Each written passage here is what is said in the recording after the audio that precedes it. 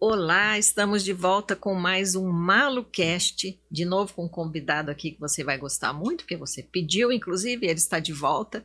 E nós estamos acompanhando, você sabe, a série A Moeda Tem Dois Lados. E o tema de hoje se chama Não Durma no Ponto. Nós vamos falar sobre sono. Então você vai saber algumas coisas importantes sobre o sono. Basta dormir um número X de horas ou tem um horário mais adequado que o sono é mais vantajoso? A privação de sono, o que é isso? Privação de sono, ficar sem dormir, quais os prejuízos que isso traz para o organismo? E a criança, qual o impacto do sono para a criança? Então hoje nós estamos de novo aqui para conversar sobre esse tema super importante com o Dr. Tiago Mesquita. Tiago, prazer de novo receber você aqui.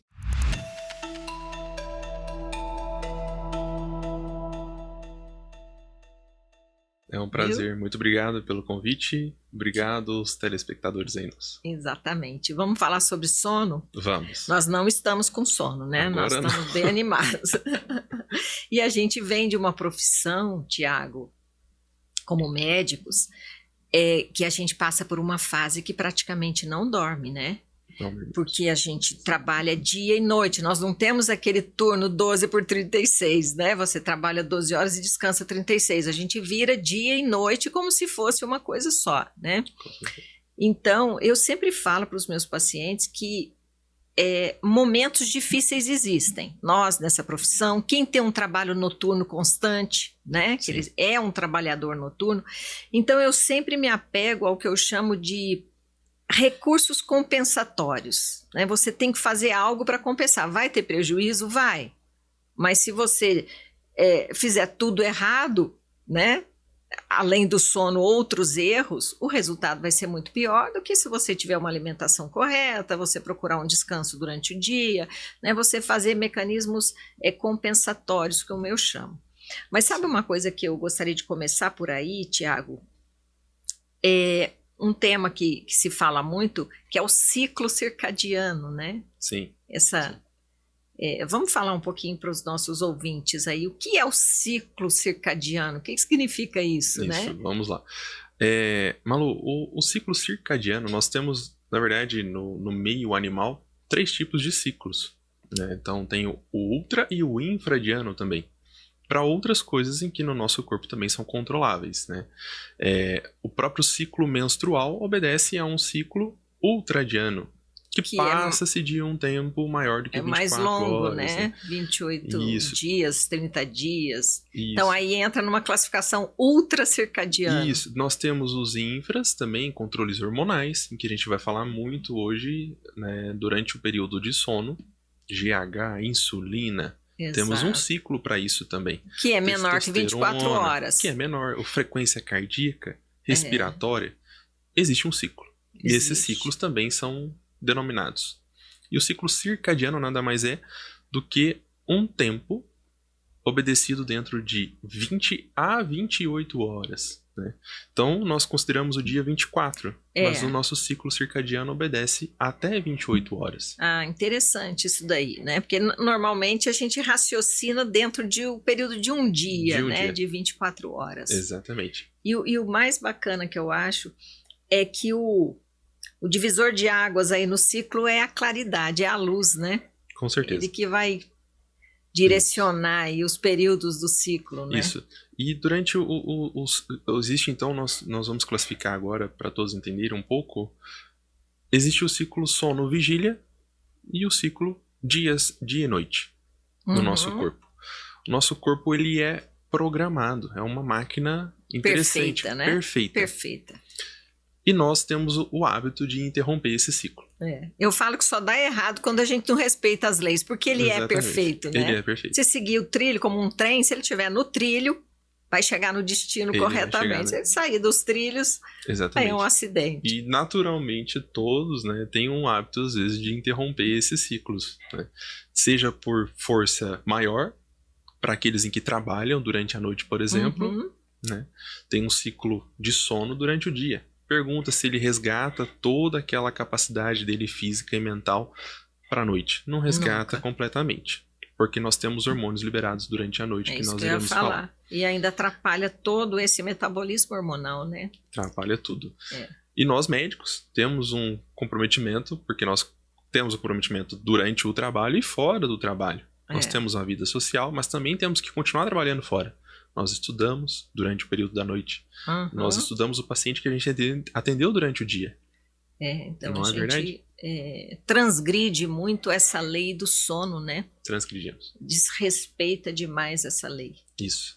Então, falando do que é o ciclo sono-vigília um pouco, nós temos um termostato e uma região de controle em glândula pineal e a glândula da região do hipotálamo, junto com a hipófise.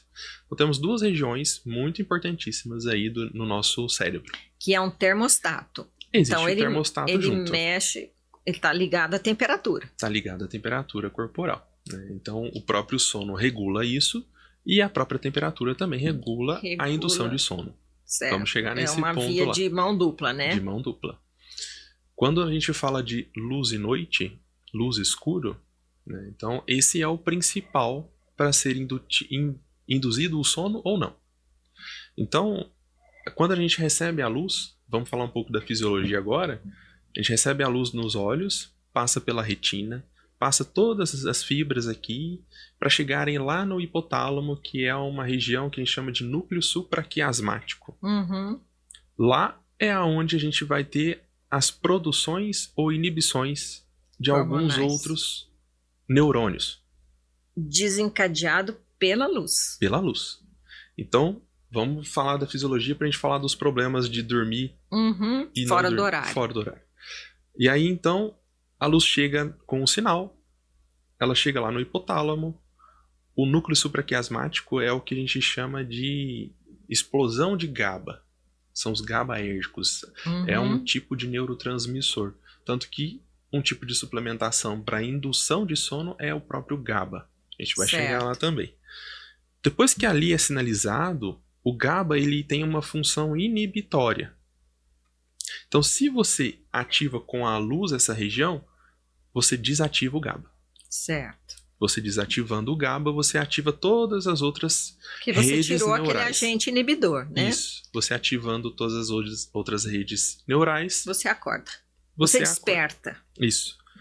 Quando chega um sinal ali depois, que é pelo nervo do sistema nervoso simpático, a gente ativa a glândula pineal, que produz o quê? Melatonina. Que aí se você tem a luz, você compromete a melatonina.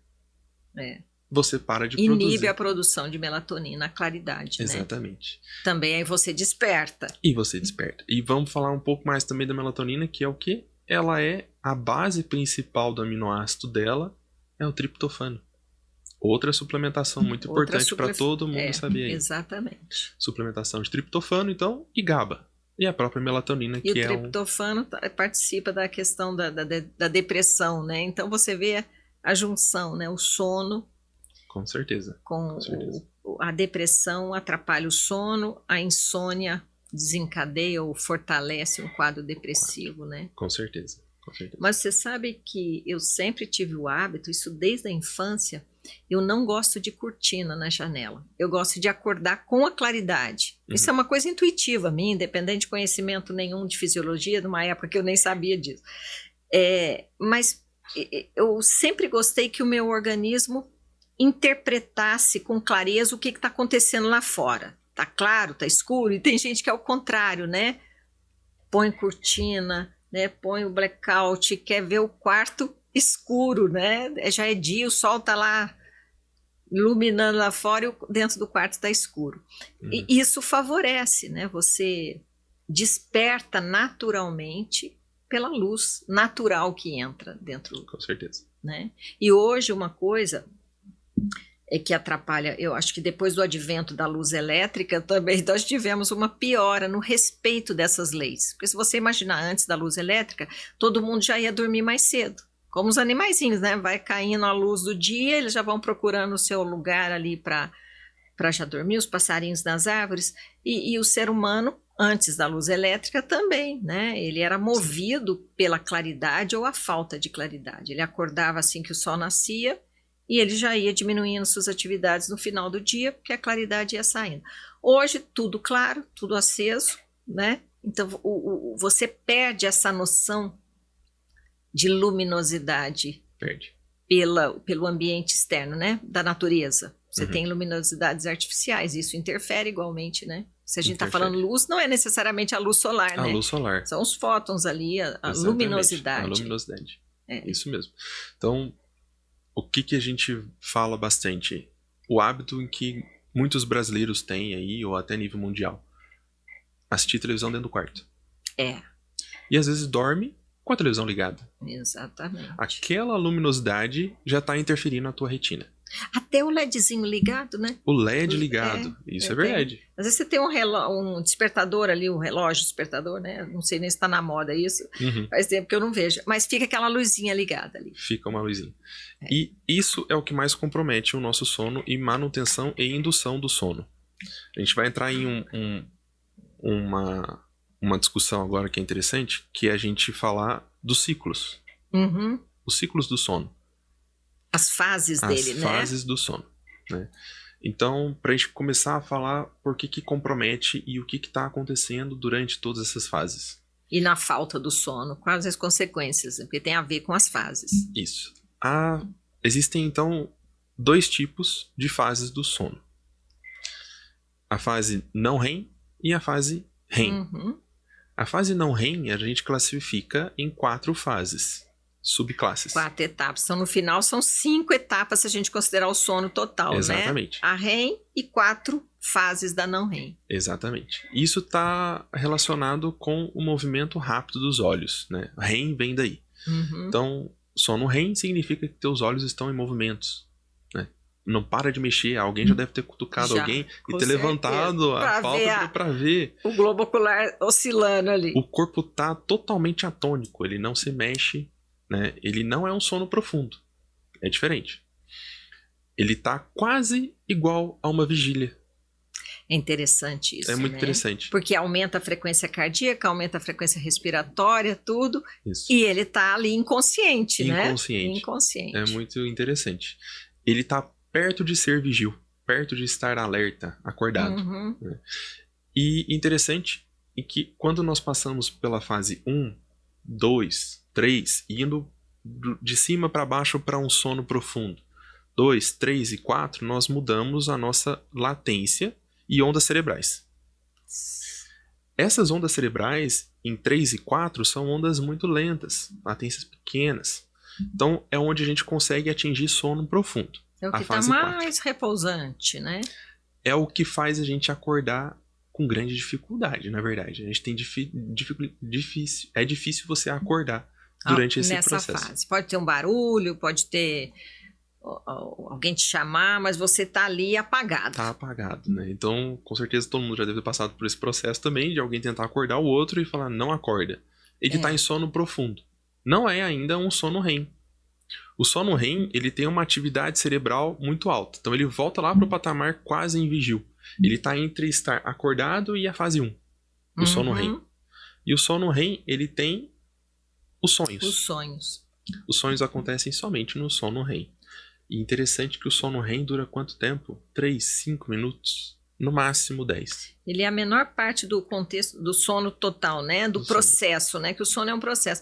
Do processo do sono, né? Do processo 25%, inteiro. Se eu não me engano. 25%. Então, o restante todo é o não REM, que é essas 4 fases. São as 4 né? fases. Agora, se a gente pensar assim, filosoficamente, o sonho é até compreensível que tenha a aceleração da frequência cardíaca e tudo, porque você está vivendo uma situação, né? Isso. Você vive aquela situação. Aí tem inúmeras interpretações para o sonho, cada um dentro do seu conhecimento e até das suas convicções, das suas crenças, vão interpretar de uma maneira, né? Mas o fato é que você tem vivências reais, né? Então, é natural que o seu corpo reaja àquela... Se você está correndo, por exemplo, vai acelerar o coração, com certeza, né? É fantástico, porque é uma vivência muito viva. E o cérebro, ele tem que interpretar aquela vivência como real, Sim. não é? Porque ele não está desligado, ele está vivenciando aquele acontecimento ali, né? Sim, tanto que interpretando um pouco, falando um pouco da parte dos sonhos mesmo, os sonhos vívidos, e que são aqueles sonhos em que parece que você está realmente vivendo a situação. Existe gente que sonha que está urinando e perde a urina. É um sonho Exato, vívido. porque ele é tão real que a pessoa até faz xixi ali na hora, porque ele Exatamente. estava naquele processo onírico, né? Isso mesmo. E como se fosse realidade. E nós sofremos muita interferência externa. Por quê? Porque se a gente pensar em patamares, o nosso ciclo de vigília está num topo. E o nosso sono profundo está lá embaixo, está num vale. Você subindo tudo isso aqui de novo para um processo REM, que é o sono ainda que não é profundo, ele está perto do vigil. Então ele sofre todas as interferências externas. É onde a gente sonha, por exemplo, quando você está num campo e de repente estoura uma bomba do lado de fora da tua casa, ele inclui isso no sono. Vai lá no teu sonho vívido. É interessante, né? O sonho é um compartimento aí muito mais profundo, né? Ele é. E interessante das fases... Que Freud explicou como sendo assim, o inconsciente se tornando consciente através do sonho, né? Aí tem estudos tem até, se a gente for para lado da espiritualidade, né? São vivências, né? Isso. Quando a alma se desliga parcialmente do corpo, não totalmente, porque senão seria a morte, né? Uhum. Mas ela se desliga em parte e vai ter as vivências dela, né? Sim. Você sabe que eu tive uma fase, ainda tenho um pouco hoje, mas na minha adolescência era assim, eu até dormia para isso, que eu resolvia problemas no sonho. Problemas assim de escola, matemática e tal. Eu tinha a solução no sonho e eu acordava e escrevia, né, para não esquecer, porque tem sonho que a gente esquece, né? Você lembra assim que você acorda, depois você esquece. Mas uma coisa fantástica é que é nessa fase que é a fase da melhor memorização, né? Do aprendizado e da memória. Existe um caminho para você chegar no sono REM. Você necessariamente tem que passar por todas as fases, fase 1, 2, 3, 4, e chegar no sono REM? Não necessariamente. Então, tem pessoas que tem alta facilidade para indução do sono. Deita e já apaga. E já apaga. E ela apaga, às vezes, num sono profundo. Todos nós passamos pela fase 1. Uhum. Em que ainda existe uma possibilidade de você acordar com qualquer toque. Chegou na fase 2 e 3 do sono, você já começa a ficar um sono profundo com certa dificuldade do despertar, né? E fase 4 é a melhor, em que ajuda a nossa capacidade cerebral na recomposição. E a fase do sono REM é onde nós temos muitas conexões e que às vezes a gente fica até... se torna inexplicável quando a gente acorda. Que nem você falando de resolução de coisas em que você tem da vida do dia a dia. É interessante, né?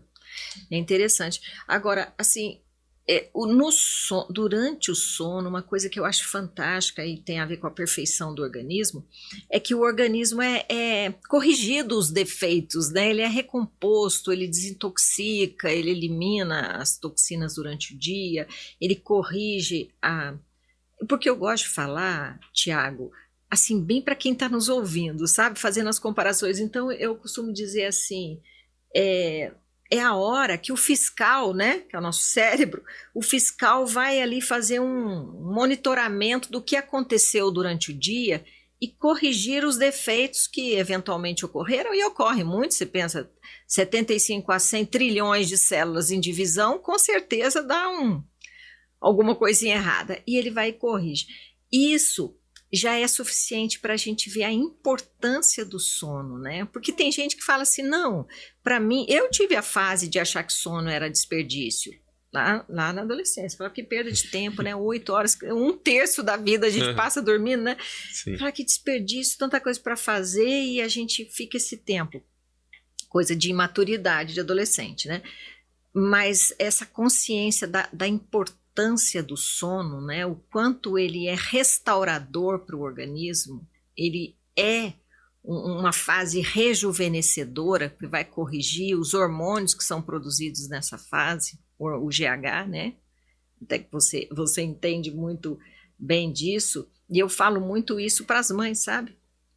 Essa familiaridade que eu tenho com as crianças, tem um trabalho longo só com crianças, a criança cresce dormindo, isso a gente ouve desde que a gente, né, se conhece por gente. Não vai dormir para crescer, né? Sim. E de fato, só que o GH não é só um hormônio para crescer, ele faz crescer na fase do crescimento, ele é um grande regenerador celular, né? Nós temos ele até na velhice, infelizmente vai caindo, né? Os níveis.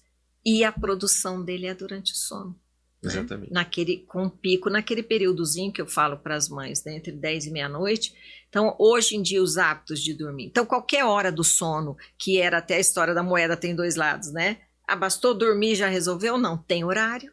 Tem né? horário. Então, tem gente que fala assim, eu vou dormir às 2 da manhã e acordo às 11, meio-dia.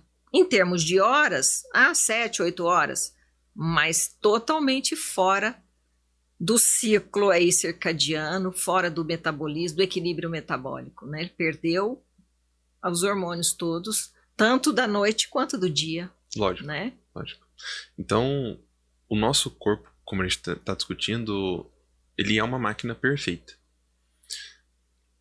O nosso termostato, o nosso hipotálamo, ele gera o comando.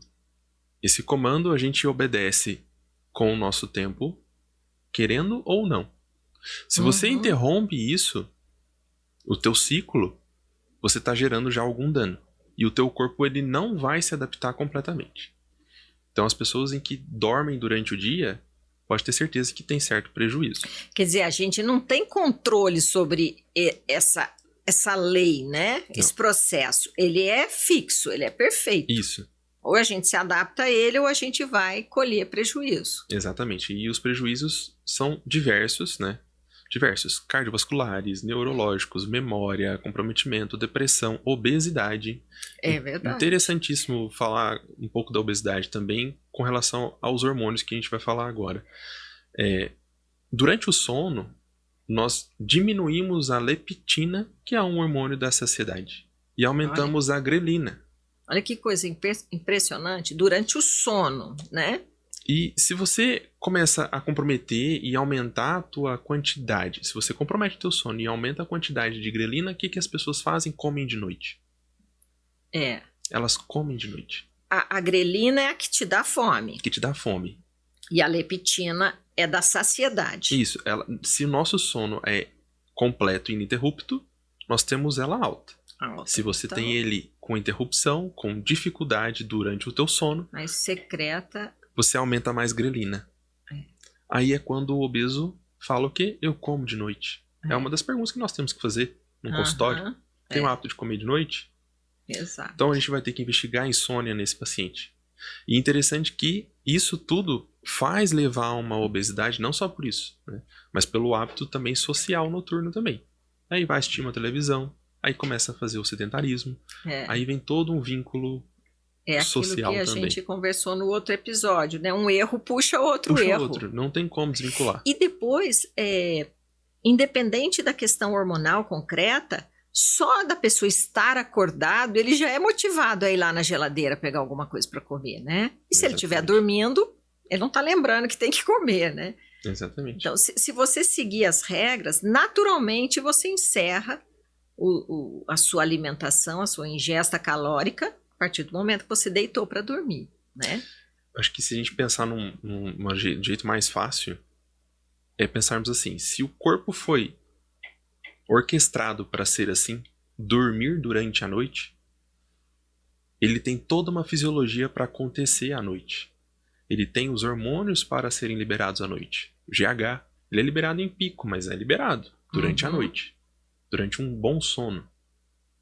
Ele é liberado noturno, entre 20, 22 horas até 2 horas da manhã e um pico. Testosterona, ele tem um pico às 8 horas da manhã e tem um pico às 8 horas da noite.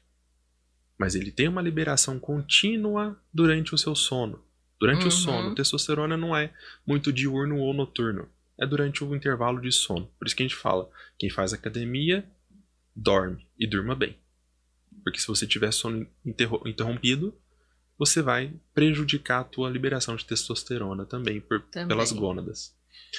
O TSH, que é o hormônio da tireoide, que a gente tanto fala também, TSH, ele controla a nossa temperatura, que é entre 36 e 36,5 durante o sono. Só que o próprio sono e o termostato que nós temos na região do hipotálamo vai controlar também a liberação de TSH. Ela faz um pico durante a noite também. Daí a gente acorda de manhã e a gente fala para alguns pacientes, né? A medicina integrativa trabalha assim. Qual é a tua temperatura durante 5 dias quando você acorda? Pra gente saber se tua função tireoidiana tá sendo boa ou não. Boa. Justamente por isso. Né? Temos liberação do cortisol. O cortisol ele vai aumentando e diminuindo. Durante o dia, durante a noite. Ele tem um intervalo de aumentar e diminuir. Mas ele é diurno, né? Ele é pra te dar aquela a vitalidade, a disposição, né? Por isso que durante a noite, quando você acorda, o despertar, ele tem que estar com um pico. Tem. Né? A gente acha que o cortisol é só estressante, né? A gente só olha desse jeito, mas o cortisol é um hormônio em que derivam outros hormônios à base do cortisol. E ele é para colocar a gente em atividade, né? E daí vem os fatores estressantes que pioram a quantidade e qualidade do cortisol, né? Exatamente. E outra coisa, um tema importante também é a insônia, né? Que às vezes a pessoa acha que insônia é não dormir, né? E a qualidade do sono, como você está falando, sono interrompido, né? Isso. Demorar para pegar no sono, acordar de madrugada e aí não dorme mais. Isso, né? isso. Então tem vários fatores. E a síndrome da privação do sono, que é uma coisa que eu acho importantíssima, né? Os estudos como mostram, né? Tem animais que fazem a privação do sono, eles morrem, né? Nas pesquisas, os animais morrem quando ficam 4 dias sem dormir.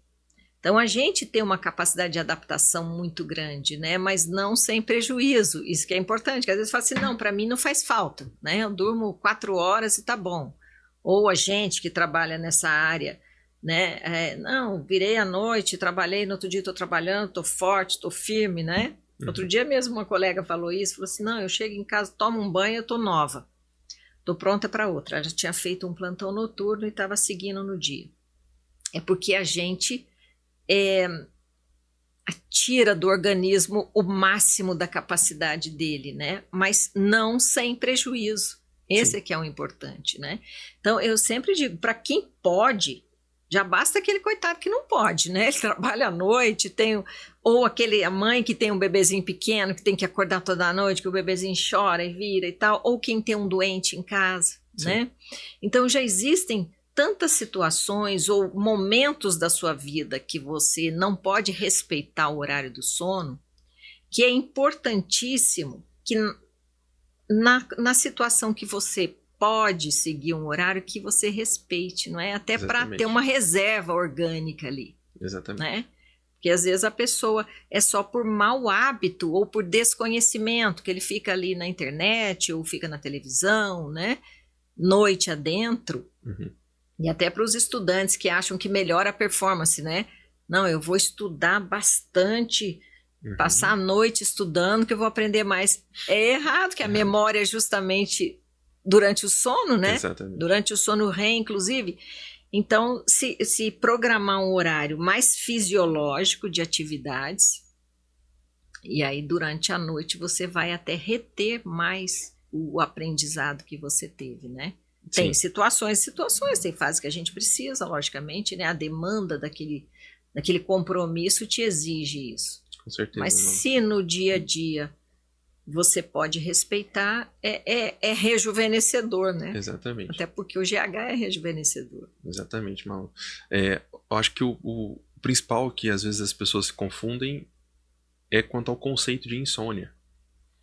Existe insônia que hoje em dia a gente classifica como primária e secundária. Primária é aquela que vem desde a tua infância, e secundária derivado a alguns motivos externos ou doenças relacionadas. A primária, aquela que te acompanha para sempre, É mais rara, né? é mais rara. E a secundária é o que mais a gente vê na população hoje em dia. E insônia nada mais é do que a dificuldade tanto de início, de manutenção, de qualidade e aquilo que te compromete no dia seguinte. Se você tem insônia, é aquilo que está te comprometendo no teu dia seguinte. Certo. Se você consegue só um momento, como sintoma, ter a insônia, em que te comprometeu um dia, você acordou com má disposição, isso não é a doença de transtorno de insônia. Então, o transtorno de insônia é aquilo que está comprometendo todos esses ciclos e a tua vida no dia seguinte por um período. Causa uma repercussão, né? E causando repercussões orgânicas. A gente sabe orgânicas. Que ele sempre vai dar problema. É que às vezes a resistência, vou chamar de resistência, da pessoa é maior, então ele está naquele processo antinatural, mas ele aparentemente não comprometeu o desempenho dele. Mas vai ter uma hora que vai comprometer, né? Vai ter a hora que compromete. compromete. Que seja transitório. Vai ter uma hora que vem o prejuízo. Seja na memória, seja na imunidade, né? Com certeza. Na imunidade. Existe um estudo, foi feito uma avaliação, os pneumologistas fizeram, foi publicado por uma revista de pneumologia internacional, em que eles fizeram um estudo fisiológico. Eles queriam achar a relação de asma e sono e a doença pulmonar obstrutiva crônica com o sono. No entanto, com todos esses exames que eles fizeram, todos os testes, eles viram que existe um ciclo das doenças e de alguns benefícios. Olha que interessante. A rinite, ela tem um horário específico de piora, de 3 a 6 horas. As crises de asma nas crianças é um período de 6 horas, é período matutino. Mais de manhã, né? Mais de manhã, acorda em crise. Quantas crianças não vão de madrugada? De madrugada, à noite ali, de madrugada, para um hospital com broncoespasmo. A melhor nível de atividade funcional mental é durante o período de 12 até 13 horas. É um período da curto, tarde, né? Que é o melhor. Meio-dia às 15. Aí a gente vai falar das crianças lá da parte quando a gente estudava.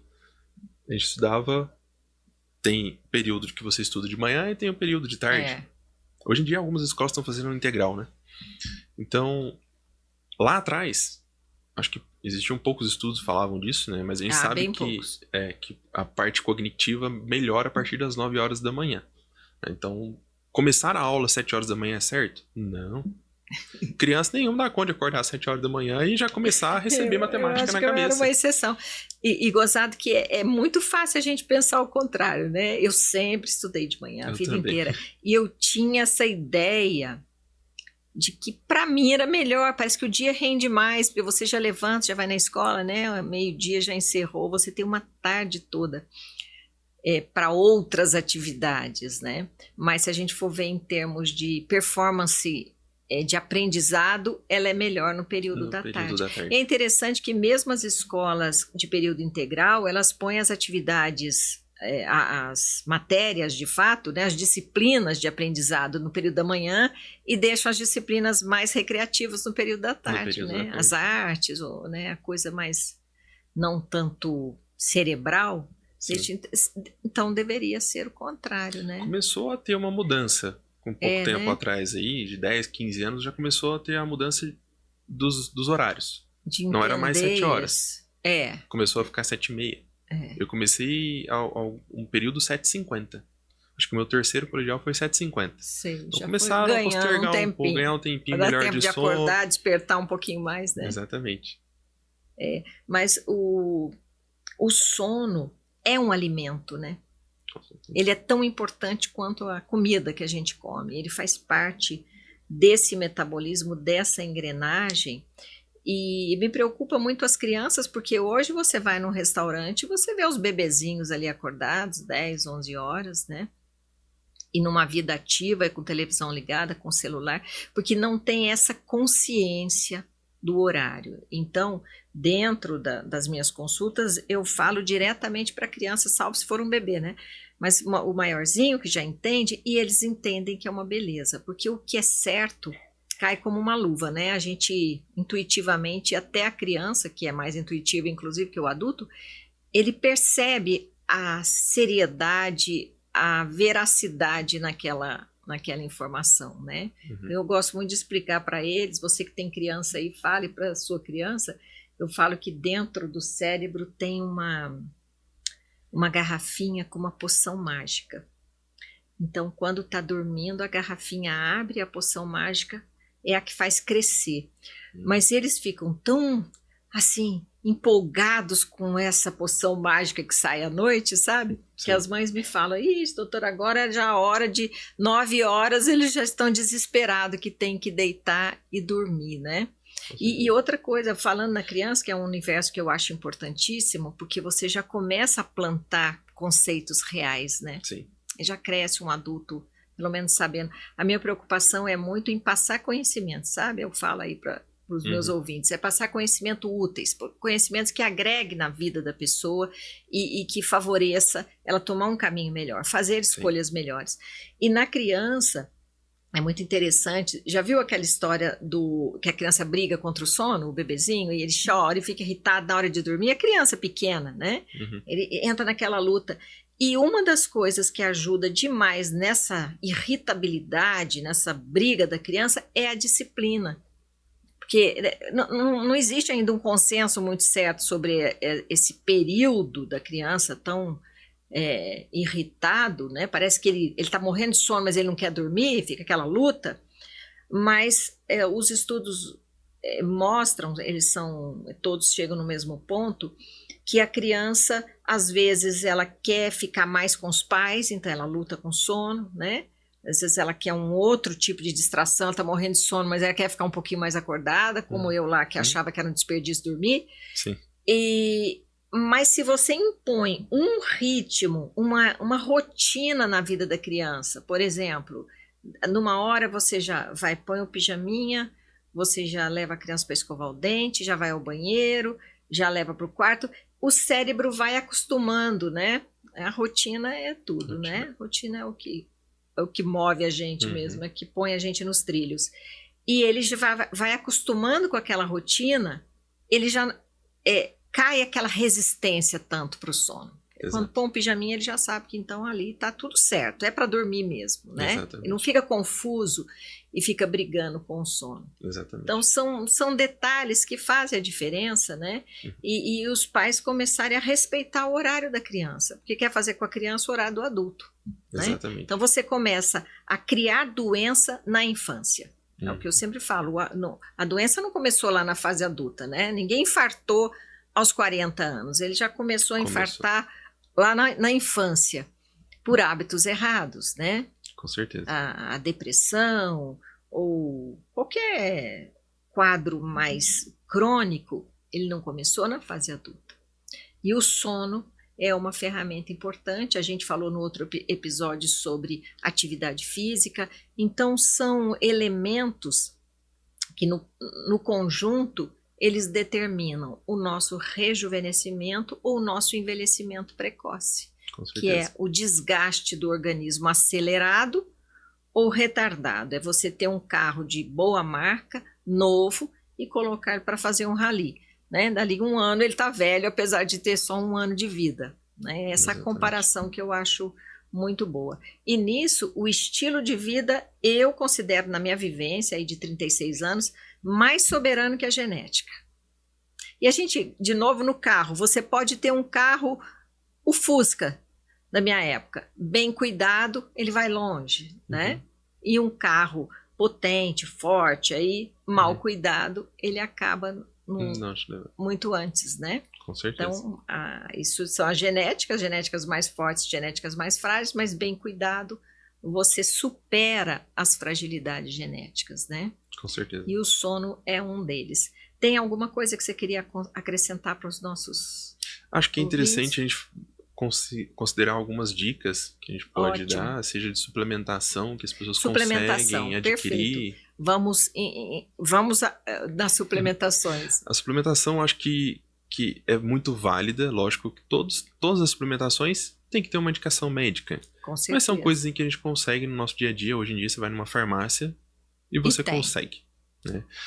Melatonina é uma indutora e ela também, dependendo de dose sob consulta médica, ela também consegue fazer a tua manutenção de sono. Então você acorda melhor. E é um produto que pode até ser adquirido livremente, né? Livremente. Triptofano. Não outro existe uma fantástico. sobrecarga de triptofano. É uma outra medicação, suplemento, e que favorece a melatonina e favorece diretamente também. Atua em conjunto, né? Isso. Não é só esse fator, mas também ajuda o nosso humor triptofano. Exato. O GABA, o próprio GABA, que a gente falou um pouco lá da fisiologia, é uma outra suplementação muito interessante para sono. Vitamina D. Importantíssima. Importantíssima. Sem ela não tem regulação de melatonina. E como elas são baixas, os níveis baixos, né? Exatamente. A gente pega criança com 13, 15 de vitamina. O nosso hábito hoje em dia é ficar em casa ou ficar em algum trabalho fechado. Fechado. Né? Vitamina B3. E o horário que toma sol, primeiro, não é direto na pele, você está sempre de roupa. Exato. E é num horário que é justamente o que não é o melhor para a produção de vitamina D, né? Que é no pico lá do sol. Você dá logo de manhãzinho ou só no fim da tarde, né? Exatamente. Então, até o sol a gente toma errado. Toma errado. Então, vitamina B3 também está muito associada com produção de melatonina. E o magnésio. Magnésio, eu acho que o magnésio é o salva-vidas. Graças a todos os nossos estudos aí, trunfo. O magnésio surgiu aí como suplementação. Magnésio de malato é o mais indicado para sono. Né? Apesar de terem outros que também colaboram. Mas o de malato também é uma recomendação. É o mais específico, mais né? específico. E algumas orientações que eu acho que todos os telespectadores têm que saber, que é a higiene do sono, né, mano? Não tem como a gente falar de sono, insônia e não falar da higiene do sono. Como é que eu vou dormir bem, então, se eu trabalho à noite? Então vamos lá para algumas orientações, né? Primeiro, tem que ter um ambiente escuro. Tem a luzinha? Tem. Então vamos colocar tirar. Tampãozinho. Porque isso vai ativar a tua retina no momento errado. É diferente de você, por exemplo, dorme num andar, num apartamento alto, em que você não tem comprometimento de luz externa do ambiente da rua, por exemplo. Daí você deixar a sua janela entreaberta e acordar com o despertar do sol, não tem nenhum problema. Não tem nenhum problema. Mas temos que ter menos claridade. Segundo, tirar esse âmbito todo tecnológico da nossa vida no período da noite. Televisão, celular, computador, pelo menos de 1-2 horas antes tem que parar. O rádio despertador, né? O rádio. Eu já falei isso aqui num programa, né? A frequência dele é altamente prejudicial. Exatamente. Uma das coisas que a gente vê bastante é deixar o celular do lado, porque ele vai despertar na minha cabeça. Ele é o despertador. Aquilo ali emite tanta onda eletromagnética que compromete nossa vida. Os lixos eletromagnéticos, né? Compromete a vida gravemente, né? Que mais? Ou alimentação, né? Não alimento pesado logo assim na noite, né? No final da noite. Alimentação para quem vai dormir às 10 tem que ser às 7. Tem. Não tem como você fugir, vai dormir 10 horas e vai comer 9h30. Não, tem que dar tempo de digerir o alimento, né? Teus hormônios ficam uma bagunça só. Fica. Atividade física, como a gente havia falado um pouco no outro episódio, pelo menos ali 4 horas antes do sono. Então são algumas dicas importantíssimas e que fazem básicas. Toda a diferença. E fáceis, né? Fáceis de resolver. Não são outras difíceis, a gente consegue ir ajustando. Esse tema é fantástico, acho que a gente iria horas, né? Iria. Mas foi ótimo, viu? Ter você aqui novamente. Obrigado. Vou te convidar outras vezes, vamos aí buscar outros temas, né? Obrigado pelo convite. E você que está aí nos acompanhando, tenho certeza que gostou. Esse é mais um ponto para você ficar atento. Como diz o título desse episódio, não durma no ponto, né? Exatamente. Então fique atento aí para o seu sono, tenta criar uma higiene do sono, uma rotina do sono mais fisiológica possível, independente da faixa etária. Você que tem criança, isso é vital, é decisivo entre saúde e doença, e para si próprio, independente da faixa etária, você respeite essa questão, valoriza e procura ler, entender a importância do sono para adequar da melhor maneira possível. Tem horário, tem número de horas e tem horário para dormir. Vai dormir mais cedo, como fazia os antigamente, o pessoal de antigamente, né? Porque, de novo, Eu repito, quem tem saúde tem tudo e é por esse caminho que você vai seguir até um patamar de melhor equilíbrio. Até a próxima!